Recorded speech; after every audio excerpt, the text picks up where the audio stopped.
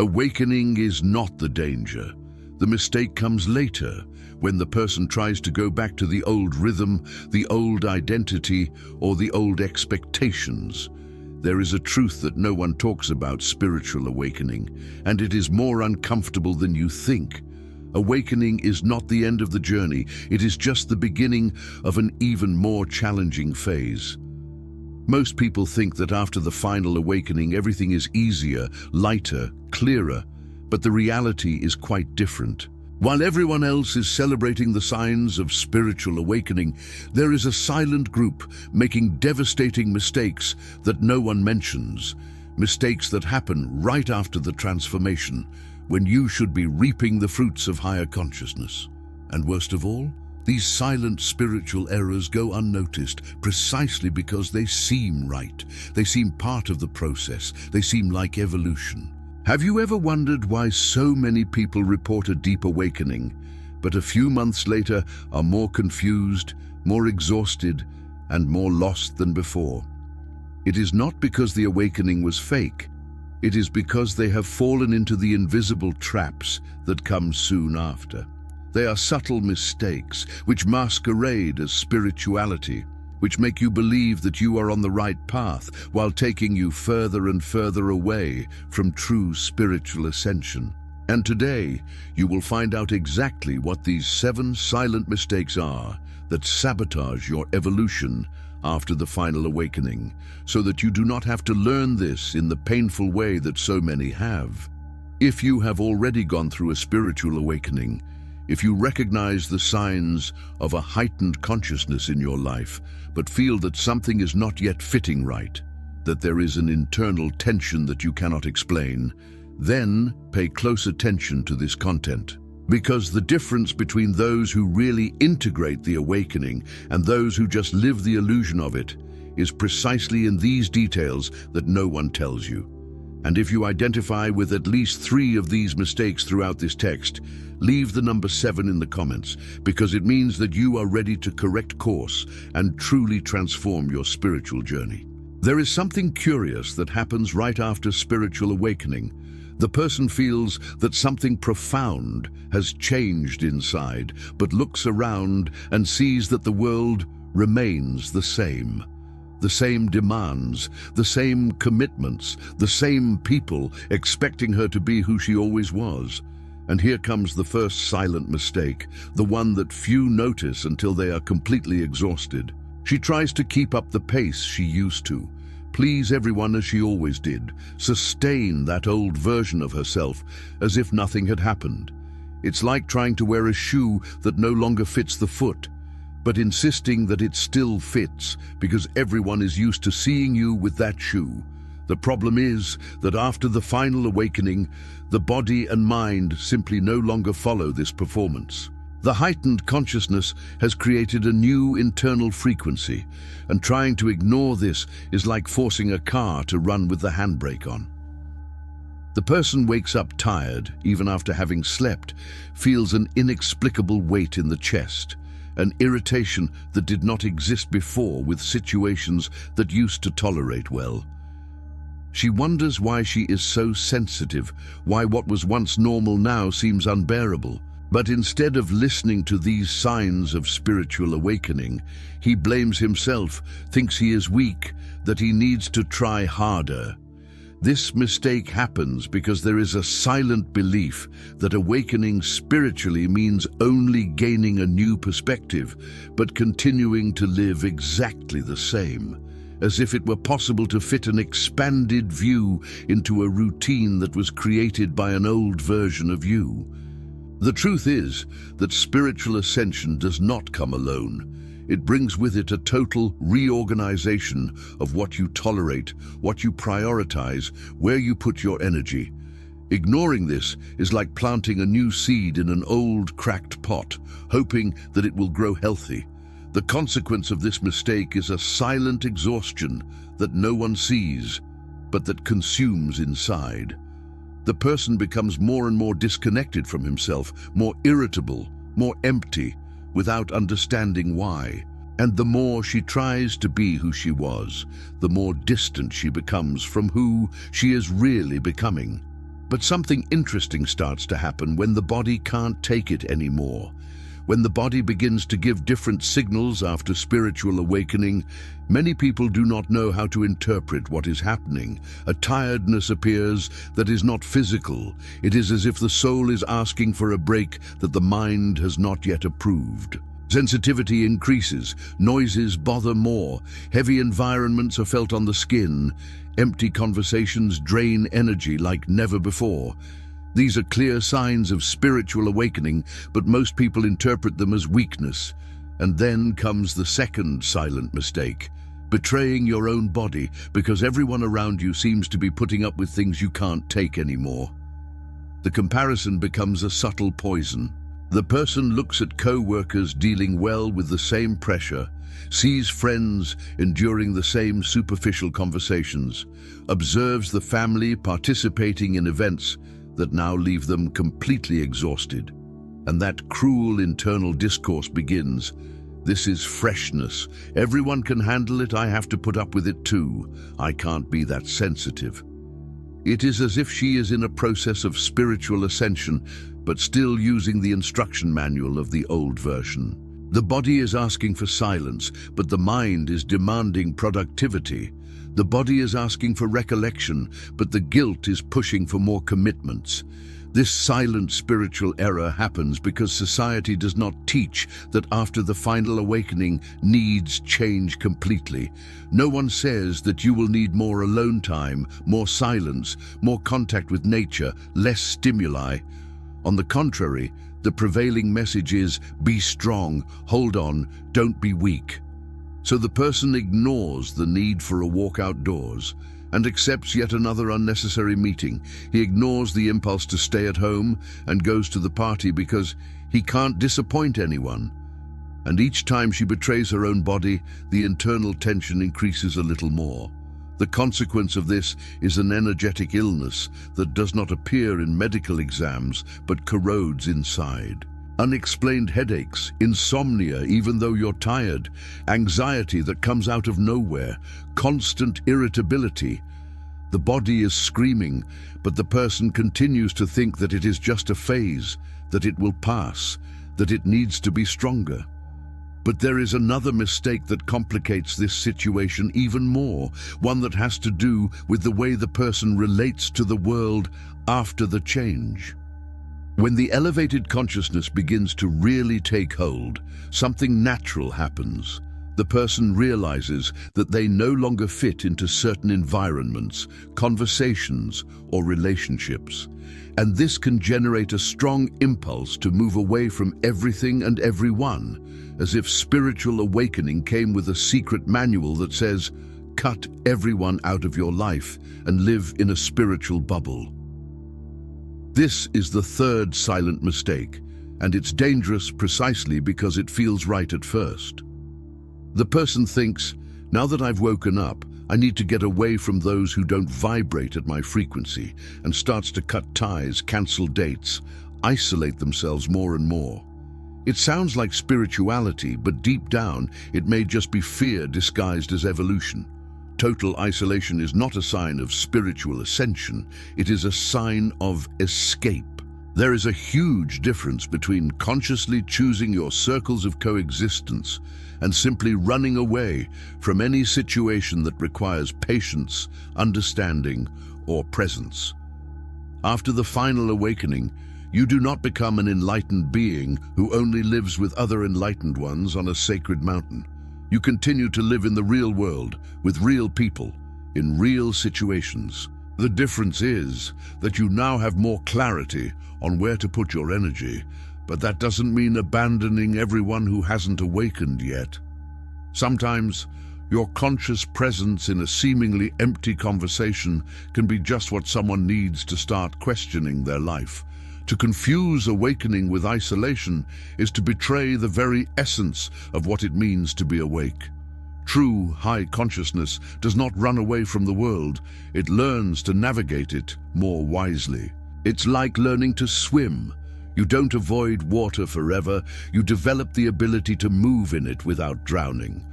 Of course, there are toxic relationships that need to be cut, environments that really drain your energy and that should be avoided. But there's a huge difference between setting healthy boundaries and locking yourself in a bubble, because living with different people has become uncomfortable. Discomfort is often precisely the invitation for you to exercise your new awareness in the real world. The consequence of this mistake is a loneliness that does not nourish, that does not bring peace, that only generates more disconnection. The person becomes more and more isolated, creating such a restricted life that any interaction becomes a sacrifice. And ironically, the more she isolates herself in the name of spirituality, the more disconnected she becomes. Because deep down, she knows that she's running away, not evolving. But there is another mistake that happens in parallel with this one, and that has to do with the constant search for external validation. Here lies a very subtle trap that takes many people by surprise. The person goes through a deep spiritual awakening, feels that real inner change, recognizes the signs of spiritual awakening in his own life, but even so, he cannot fully trust what he has experienced. And then she begins to consume video after video, read texts about spiritual ascension non-stop, look for new signs that confirm that she has really awakened. It's as if that intense experience wasn't enough, as if she needed constant reassurance that she's on the right track. This is the fourth silent error, and it happens because the mind has not yet fully processed that the final awakening does not need external approval. This behavior creates a strange dependency. The person wakes up and runs to see if there is any new content about waking up, spends hours consuming information about errors after waking up, wants to know if they are doing everything right, if they are evolving at the right speed, if the symptoms they feel are normal. It seems like a thirst for knowledge, but deep down, it is just spiritual insecurity. It is the same person who before awakening sought validation in likes, comments, and opinions of others. Only now he seeks validation in spiritual signs, messages from the universe, and external confirmations. The address of the dependency has changed, but the dependency is still there, firm and strong. True awakening brings with it an inner certainty that needs no proof. It's not arrogance, it's simply knowing. It's like when you learn to ride a bike. Once you get your balance, you don't have to keep asking everyone if you're riding right, you just know you are. Of course, it is natural to seek knowledge, read about the subject, learn from those who have already gone through the process. But there is a huge difference between studying to expand understanding and studying to calm anxiety. When the search becomes an obsession, when you can't go a day without consuming spiritual content, when every little doubt leads you running back to the videos, that's not evolution, it's addiction. The consequence of this error is a spiritual anxiety that is never resolved.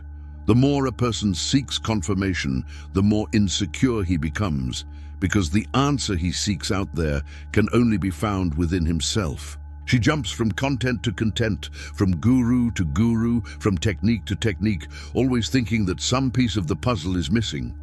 And in the meantime, he misses the most important thing, living his own awakening instead of just studying about it. But there is another mistake that connects directly with this incessant search and has to do with what the person does with the energy they should be using to integrate. After the final awakening, the body goes through phases that the mind is not yet used to respecting. There are moments of deep recollection where the only thing that makes sense is to be silent, observing, feeling, processing everything that is happening internally. It is the phase of integration, that sacred period where the higher consciousness is adjusting to the new reality, reorganizing memories, letting go of old patterns, building a new internal structure. But then comes the fifth silent mistake.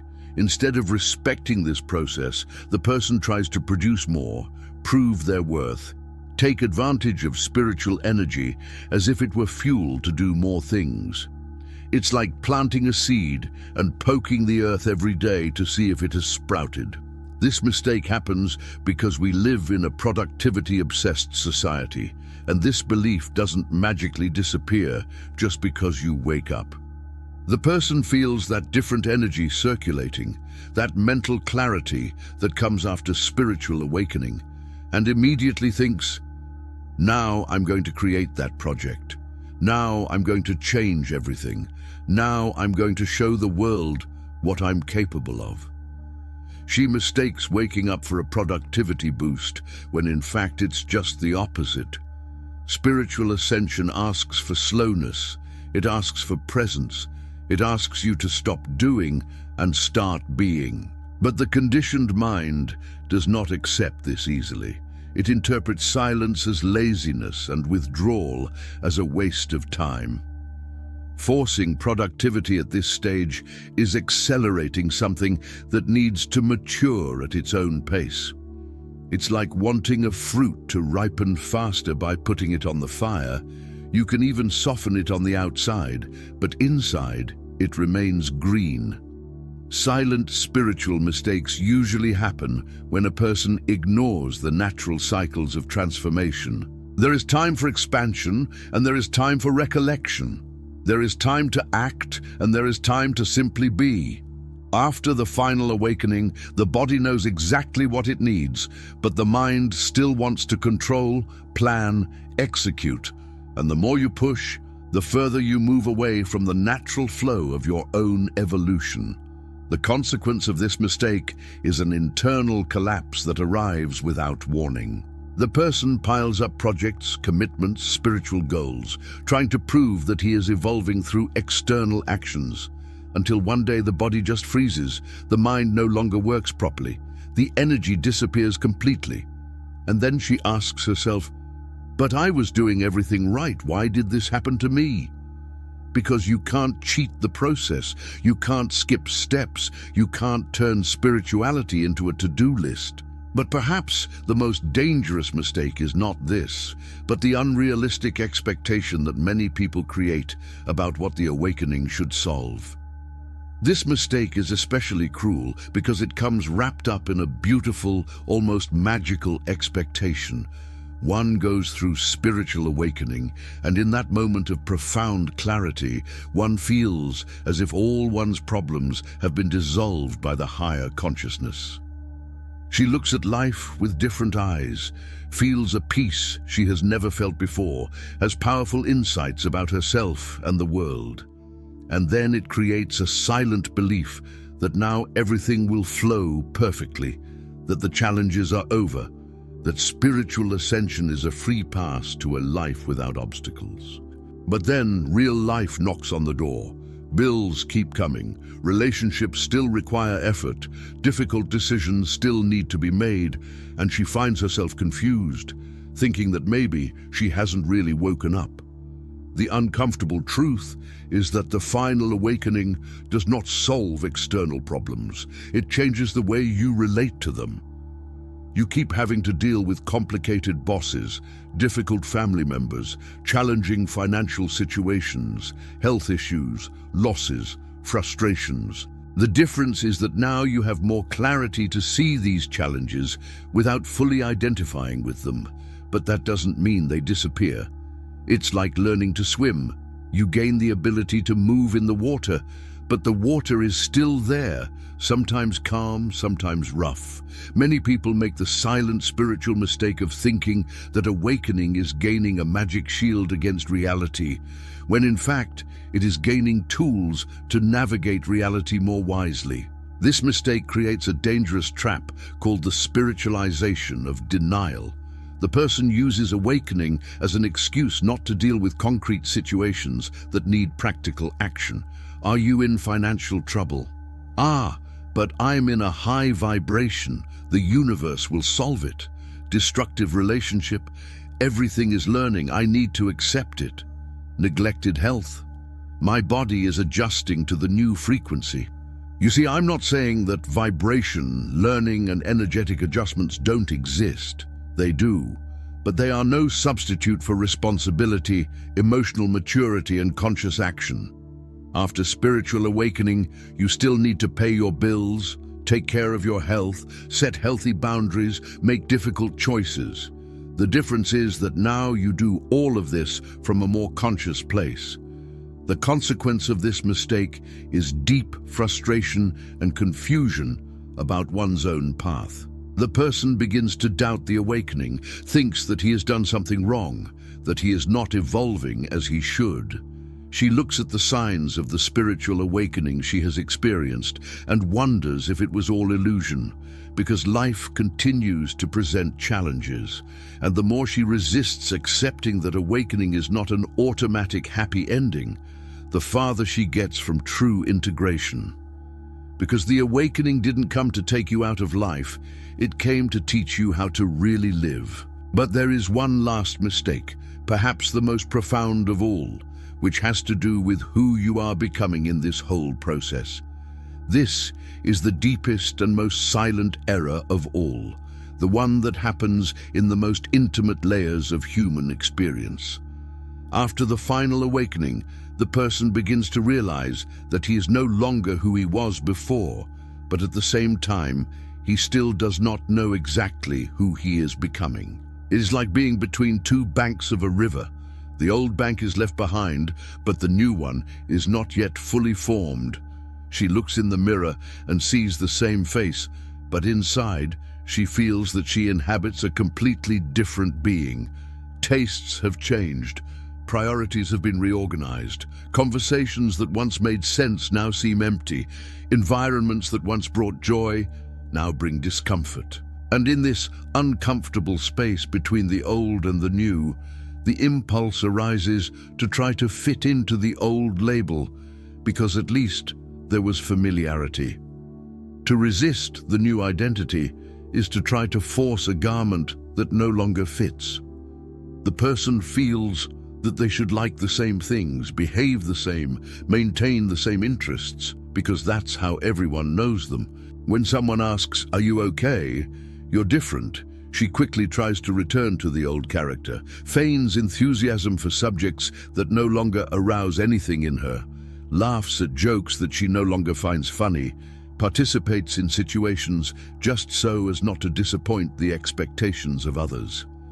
It is one of the most painful mistakes after awakening, because you are literally betraying yourself in the name of a version of yourself that no longer exists. The heightened consciousness no longer fits into the old box, but the person insists on trying to squeeze inside.